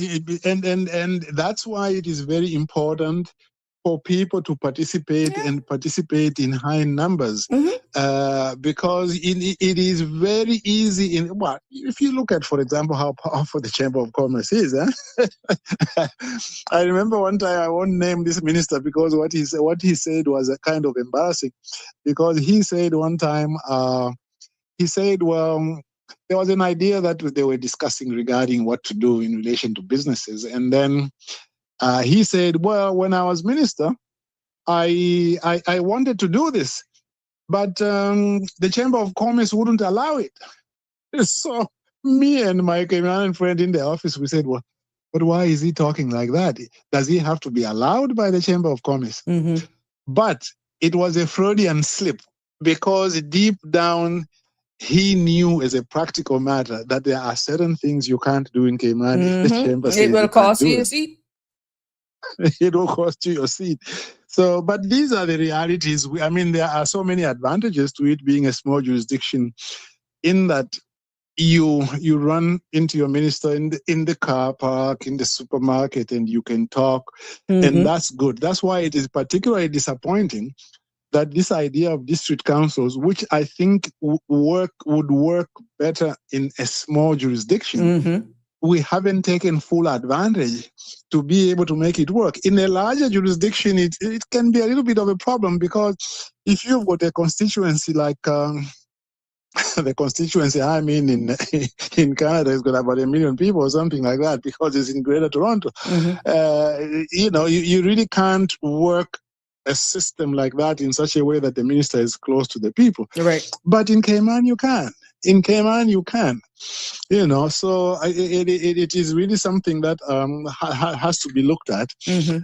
But at the end of the day, I'm just happy, frankly, to have been associated with writing legislation in Cayman, because I as much as I think there's need for greater training of members of parliament and people who work in the sector and so forth, I really appreciated the fact that if I needed to clear up a point, I could easily reach the actual person I Correct. want. In Which a is bigger unique. government, sometimes It's unique. which is unique, It is unique, because sometimes we go to Parliament, the minister just comes to me and then says, that thing that you wrote in there? Okay. What is the reason for that? And then we would explain it. And then he says, can we change it a little bit? We go to the committee room, have some tea there, and then we have it done. In larger governments, the minister will tell me, okay, I have to check with this one and that one and that one. And by the time he gives me his instruction, I even doubt whether he explained it properly to the person that he was consulting.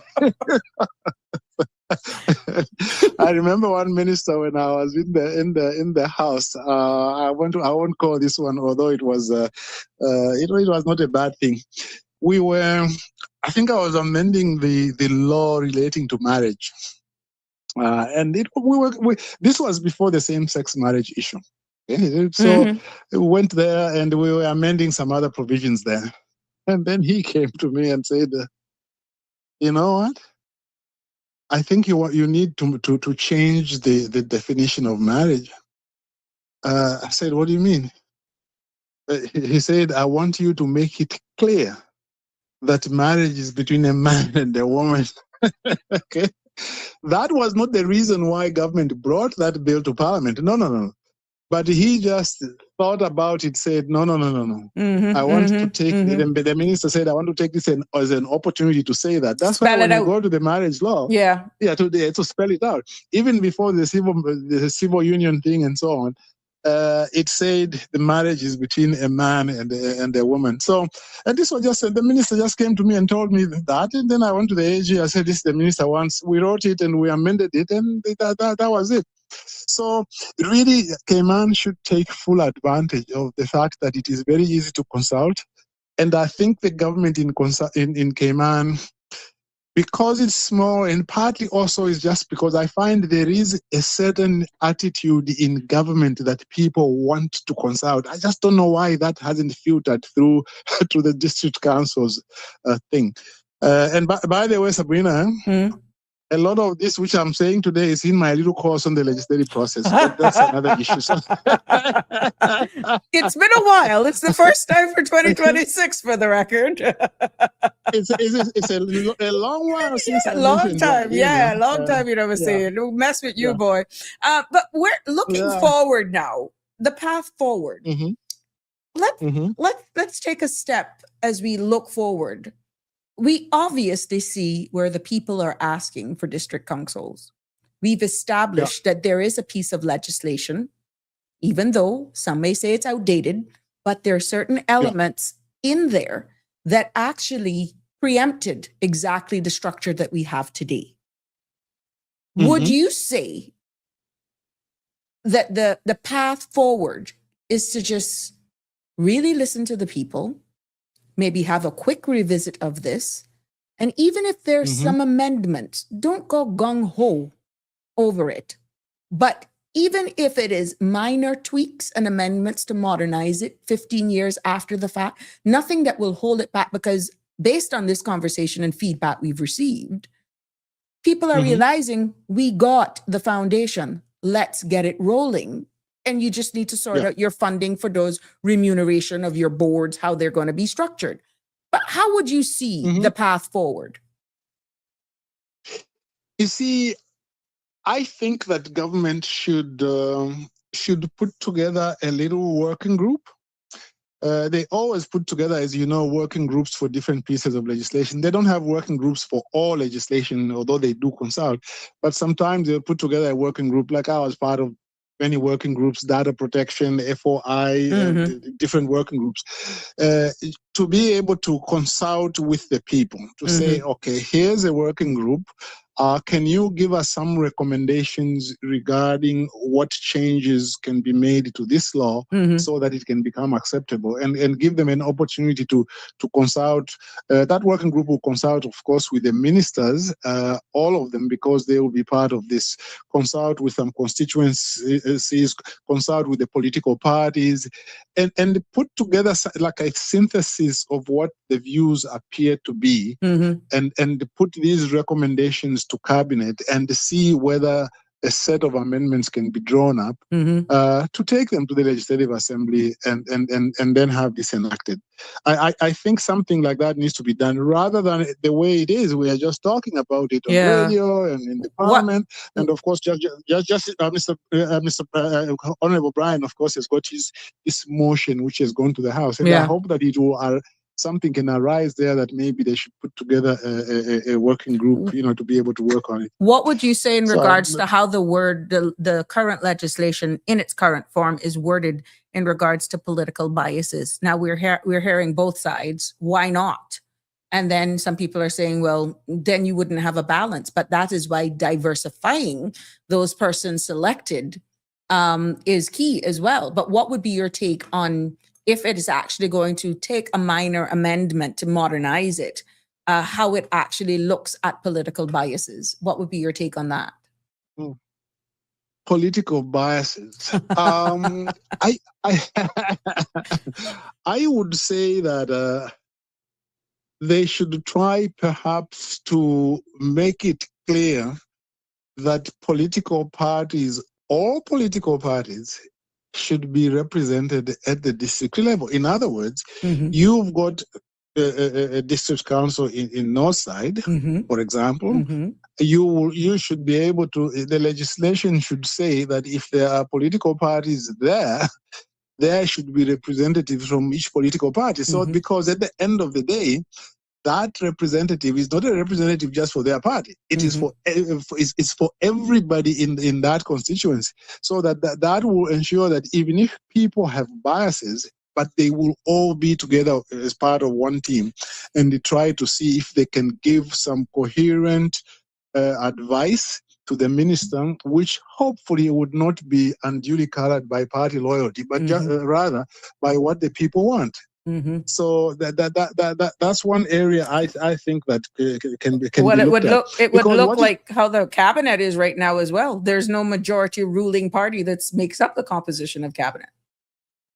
Exactly. You know, Barack Obama, when he put together his cabinet, he had to govern, of course, his center left, and he drew some inspiration from Lincoln, who had a cabinet. I think it was called a cabinet of rivals or something like that. You know? So, as much as what we said yesterday, which was that it is important to have a government where the core values are the same. Correct. Because otherwise there'll be too much pulling back and forth. But still, you want within that, while you pursue that ideal, you don't want to exclude people who disagree with you. Okay. Now there are some people who just, you are so far apart on the key issues, like the Honorable Brian was saying yesterday, you are so far apart on immigration, on tourism, on financial services. Then you can say, look, we can't work together with you. We will listen to you, but you can't become part of the structure. Now, there's one little thing I just wanted to clear up, Sabrina, about the this is there is this confusion sometimes when they talk about the district council's bill. Some people say, well, it hasn't been brought into force, it hasn't been enacted, it hasn't been implemented, it hasn't been, like the right terminology, it hasn't been commenced. Legally, usually they would say the act comes into force or enters into force. Okay. Like it says in section 1.1, it says shall come into force. That's normally the term that most people will understand. Now, some lawyers will use the term commencement. Like commencement is really a legal term which they use, like you do a commencement order. The commencement order is the one that brings the law into force. But I was speaking to a lady who was a senior drafter in the Office of Parliamentary Counsel in the UK. We were at a conference in South Africa. I was chairing a session, and she was one of the two speakers in my session. And the talk she gave was that in the UK, sometimes they don't want to use the term commencement, although they still use it, because in their research, they found out that when you tell people commencement, they don't understand what commencement is. And then also, sometimes if you say it hasn't been implemented, that's not quite accurate. It is misleading because there is legal implementation. Legal implementation means there is an order which has been passed to bring it into force. Then there's also factual implementation. There are sometimes you can bring a law into legal force, but it's not implemented on the ground, in that you haven't appointed the board of directors, you haven't established an office, you only start doing that after. Now, and so forth. So what I would encourage people is to rather use the term come into force. To say, okay, it hasn't come into force. Now, to say that it hasn't been enacted is also not correct, because it is enacted once the governor signs it and it's published in the Gazette. It's enacted. Okay, like the District Council Bill Act was enacted in 2011. Yeah, there I have it on the screen. Now I have it on the screen. Into force, yeah. Oh, you have it on the screen. See, I got it. So yeah. It's just a little bit of the terminology of it. I won't say it this time. This one also is in the course, but I wasn't going to say it. So yeah, but I mean, I just thought that I should explain that because there can be some misunderstanding regarding that. So. But really, let us see where this goes. I just think that the wrong thing is to just let it continue knocking around the way it is. And I think it's really great that you were able to begin this discussion yesterday and continued it today, because clearly people are interested. It goes to the root of democracy. It's not just about district councils, and people really want to participate. You see, the way what I think that in government, for example, they should promote a lot. They should promote, and I think I saw somewhere, I think it was from what you were saying at the beginning of the show, the need for people who work in government to be able to control legislation, to control the policy. to be able to know how to work within that system. Because the danger that sometimes you have in a small jurisdiction, and I think we've talked about it a little bit earlier, is that because you've got these big interests in the private sector who are really part of the system, they should be consulted. They bring a lot of good to the country, but also there's a danger sometimes. Hold on, I got somebody who wants to be added to the call. Okay, 1 second. Sure. Hold on. Let me get this. There we go. Want to make sure. Go ahead, sir, until that person is connected. Oh, good evening, Okay. caller. You're live. Okay. Good evening. Hello. Hello, good evening. Good evening. You're Auntie live. Sabrina. Yes, and Mr. Balika is also on the line. Good evening, Mr. Balika. I always enjoy hearing when you call in. Well, now I'm going to keep quiet because I also hear you calling. I want to listen now more than talk. Well, I actually just had to your point about the laws, no commencement date, right? I just want to. I would love for you to either confirm or correct my understanding of this commencement, right? So, take for example the 2009 Cayman Islands residential tenancy law, right? Yes. It was enacted, but it's not enforced. Mm-hmm. What I understand that to mean, when a law is enacted, it has passed through Parliament, received assent from the governor, and is officially on the books. But many Cayman Islands laws have a clause that says they will come into force on a date appointed by cabinet, right? Sometimes called a commencement by order. So if no commencement order is ever issued, is it the law remains enacted but not enforced? Exactly. It is part of the statute book. It has gone through all the legislative processes and all the elements, the components of the legislature who are the Legislative Assembly and the governor. They have enacted it. So it is a law. It is enacted. It is on the statute book. When the statute book is printed, it is included, but it has not been operationalized. It has not been brought into force. So it's like it's sleeping, but it's real, but it's just not active. It is sleeping. It has passed all the legislative steps. It is just there now. It is sleeping. It is sleeping, but it is part of the statute book. It is part of the laws of the Cayman Islands. So my understanding then is right that this happens sometimes when governments pass a law, but then they realize that there are some sort of hurdles, right? Whether they be administrative, political, or practical hurdles. Like, for instance, with this particular law, like setting up a tenancy tribunal, funding the enforcement, or just ironing out any problematic clauses. Am I correct in my understanding, sir? Yes, those are some of the reasons why they might not bring it into force. It might be they don't have the money. They are not ready to recruit the people who might be necessary. But unfortunately, sometimes also government maybe has changed its mind, or somebody out there is still pushing that it shouldn't come into force. It can be any of those reasons. Yes. Okay. All right. Thank you, sir. There you go. Then I don't know if you I thought I should mention before you go that this is something that other countries have tried to avoid, by ensuring that government, for example, if it doesn't bring a law into force after 1 year, the law will automatically come into force after 1 year.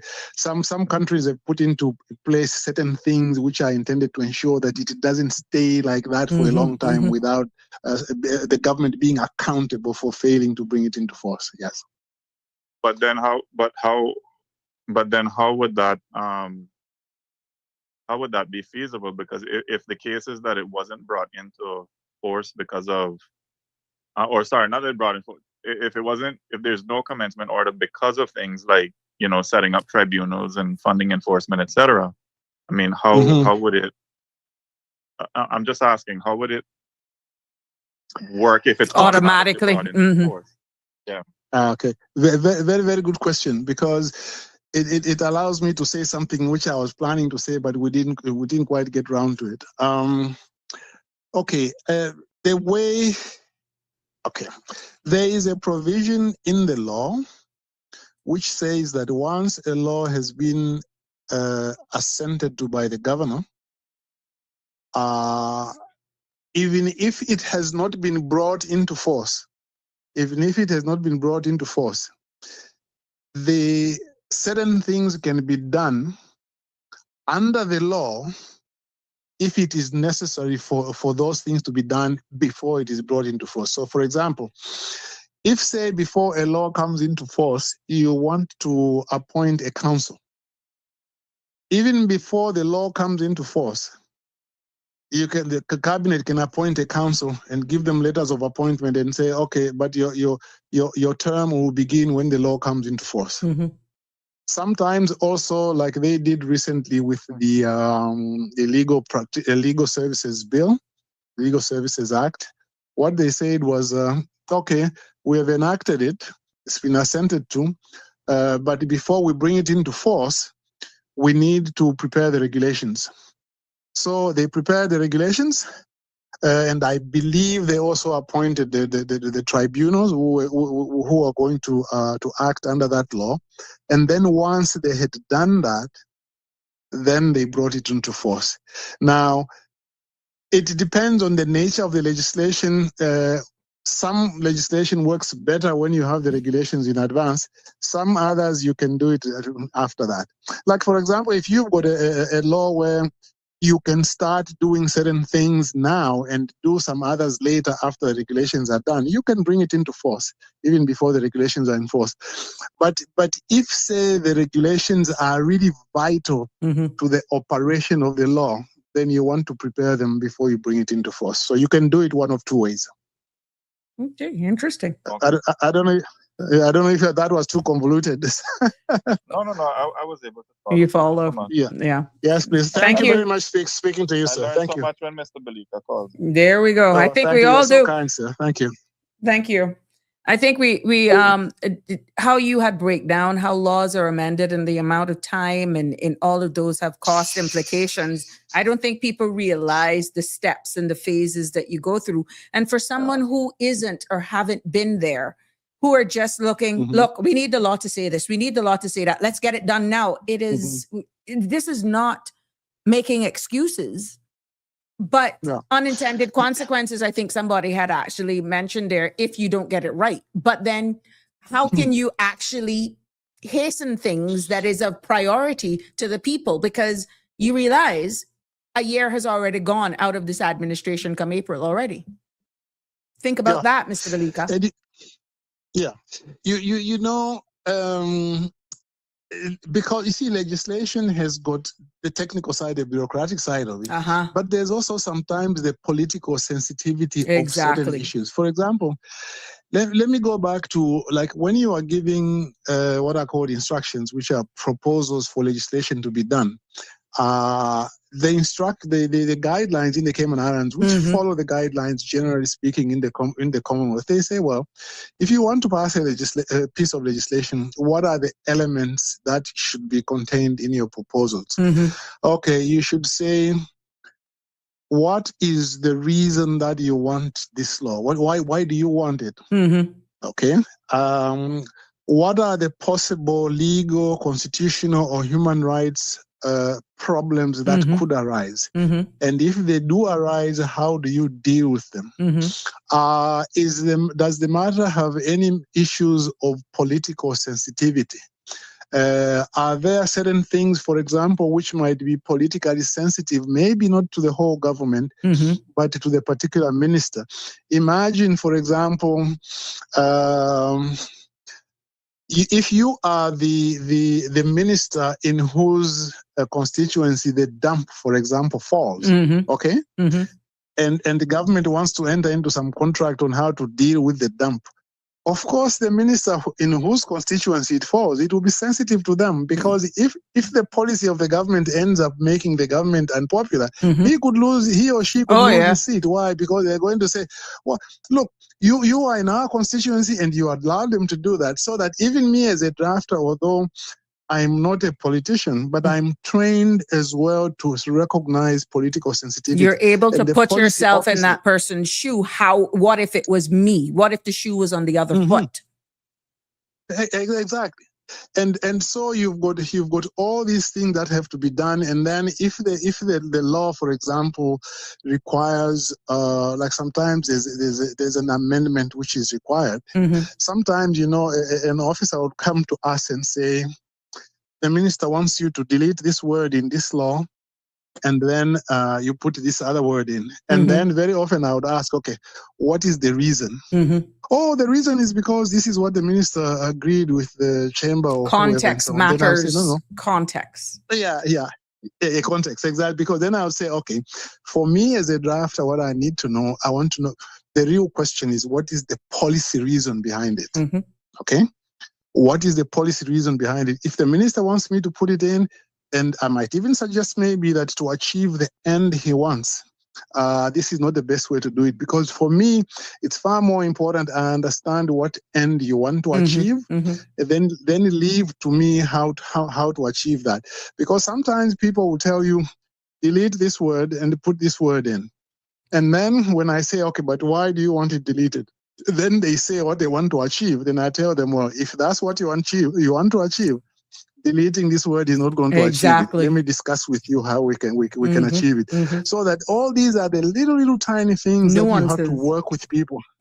Nuances in dealing with people. And a lot of people, sometimes even senior people in government, sometimes I did find some of them really needed to know how to be able to work in that kind of environment. And not take things personal, because they may think, based on your line of questioning, that you're trying to block them, when if you are in your role to protect them, to bring them the outcomes legally, then it takes a matter of understanding. But they have to also be open to suggestions, another perspective, because I wouldn't think that me being the minister and you working as a legal drafter would not be in my best interests, carrying out my wishes in the best interests of the spirit and intent of what I'm trying to achieve in a piece of law. Now, that may sound like a word salad, but what I'm saying is I wouldn't expect for someone of your caliber, if you were there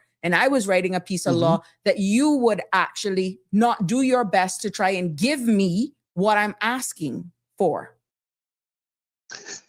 Exactly. You see, a lot of times when I started working in a working group, I would start off with a few things. I would tell them, you know what? When you give me your proposals, just remember that they are new to me. I do not understand why you want to make these proposals. My initial reading of the proposals, I'll get a certain basic understanding of what you want to do. But for me to be able to understand them enough to reduce them to a piece of legislation, usually there are a lot of questions I ask. So don't think that when I'm asking you these questions, it is because I'm opposing what you want to do. It is because, first of all, I want to understand what you want to achieve. Part of my training, for example, also is to see whether there is any easier way to achieve your end. What I usually call a less convulsive way of achieving those things. You know, there are sometimes, for example, people who come to you, then sometimes also you might want a certain change.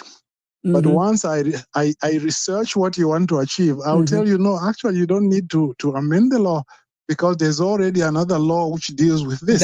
Right. Now, then sometimes, like, for example, they want to create a new offense. Then I say, well, but there is already an offense under the penal code where you can prosecute this particular offense.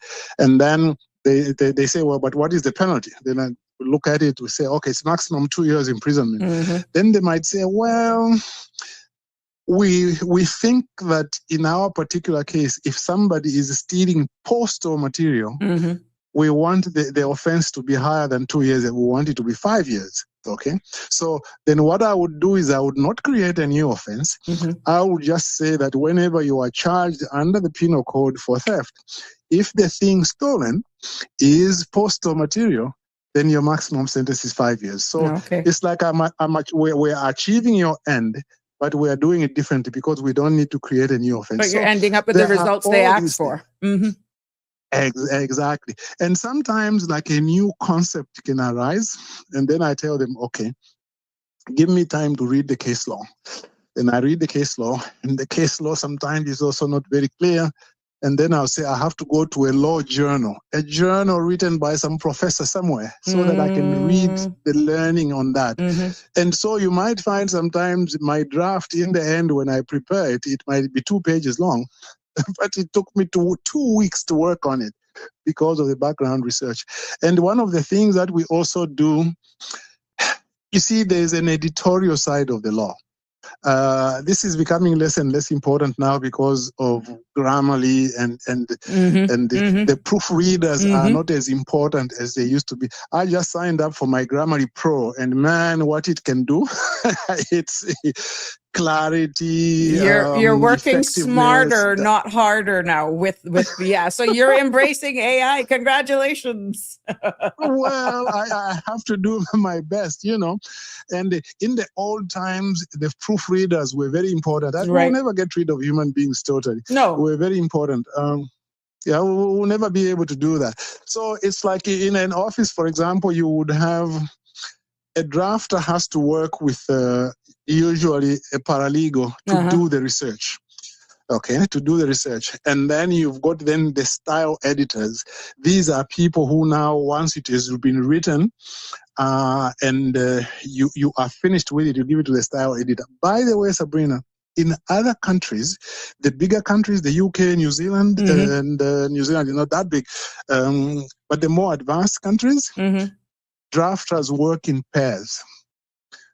A drafter doesn't work on a law alone. They work with 2. Usually a senior and a junior. The senior will have their own laws which they are working on. The junior is working on their own laws. But even before they send it to the client ministry to review, they read each other's work and make double sure that before it goes out, at least another drafter has had a look. And the reason for that is because legislation is too important for one person to do. It can be very, very complicated. And then after that, then it goes to the style editors. After the style editors are done with it, the style editors are the ones who look at the little marginal note, the little tab here, the little thing, and they just make sure that it is all right.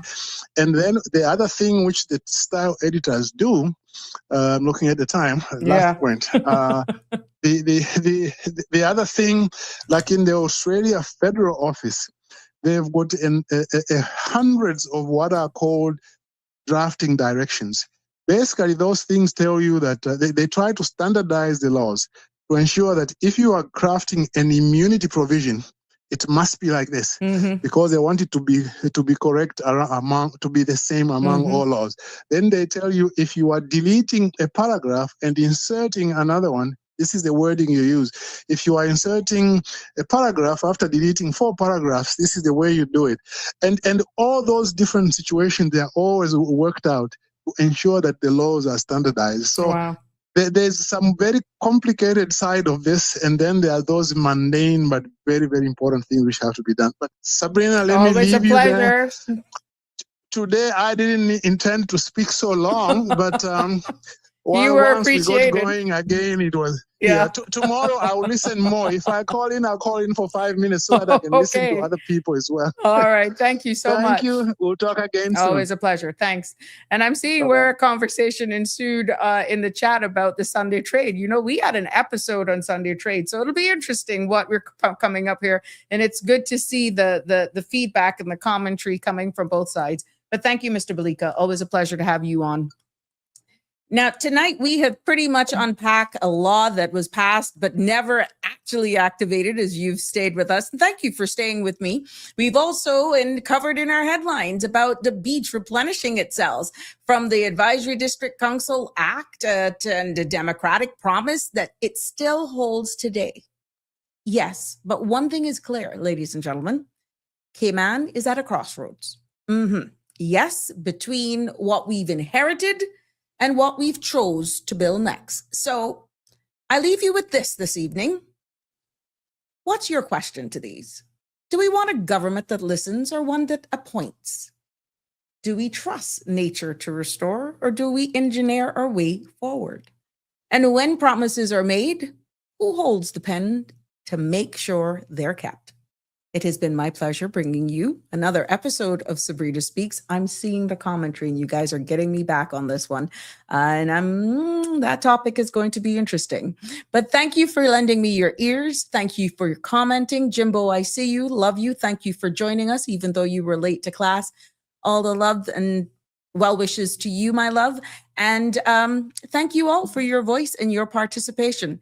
Until next time, please stay sharp. Please stay grounded and stay in the conversation. You're more powerful than you think. Until tomorrow, as I normally say, and I mean it from the bottom of my heart, even my haters, love you lots. Take care, be safe, and God bless. That's a wrap for today's edition of Sabrina Speaks. Thank you for tuning in and for being part of the conversation. Remember, the dialogue doesn't stop here. Stay engaged, stay informed, and most importantly, stay empowered. We'll be back tomorrow at 5 p.m., same time, same place, right here on CMR TV and radio, where your voice matters and your truth is heard. Until then, Cayman, take care of yourself and each other. That's it for today's edition of Sabrina Speaks, where your voice matters, your story counts, and your truth is always welcome. Join us weekdays from 5 until 6:30 p.m. right here on CMR TV as we dive into the topics that matter most to you. Catch the show live or on demand at cmrtv.com. And don't forget to follow us on Facebook, YouTube, and Instagram so you never miss a moment. Until next time, stay informed, stay engaged, and always speak your truth.